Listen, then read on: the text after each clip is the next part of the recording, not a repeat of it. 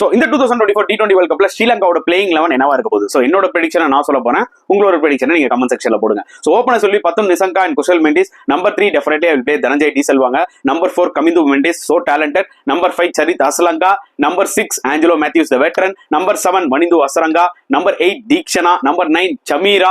Number 10 Madushanka and number 11 Pathirana. இதுதான் என்னோட ஒரு பிளேயிங் 11 ப்ரெடிக்ஷன். இதுல ஒரே ஒன்று மட்டும் நம்ம ட்வீக் பண்ணலாம். என்னன்னு பாத்தீங்கன்னா தசுன் சனகா இன்கேஸ் முக்காவாசி பிக்சர்ஸ் எல்லாம் பாத்தீங்கன்னா வெஸ்ட் இண்டீஸ்லயும் சரி நியூயார்க்லயும் பாத்தீங்கன்னா ஸ்லோவா தான் இருக்கு, கொஞ்சம் டூ பேஸ்டா இருக்கு. அப்படின்னும் போது தசுன் சனகாவோட அந்த ஒரு ஸ்லோ டெலிவரிஸ், ஒரு ஆல்ரவுண்ட் ஆப்ஷனும் வந்து பாத்தீங்கன்னா யூஸ் ஆக வாய்ப்புகள் நிறைய இருக்கு.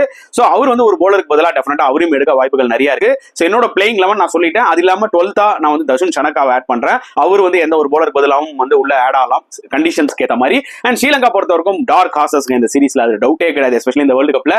சோ அவங்களோட பேட்டிங் மட்டும் கிளிக் ஆயிடுச்சுன்னா டெஃபினட்டா they can go long way. அவங்களோட போலிங், ஃபாஸ்ட் போலிங்கும் சரி, ஸ்பின் டிபார்ட்மெண்ட்டும் சரி ஸ்ட்ராங்கா இருக்குன்றது என்னோட ஒரு கருத்து. உங்களோட கருத்துக்கள் என்னன்றதை கமெண்ட் செக்ஷன்ல போடுங்க.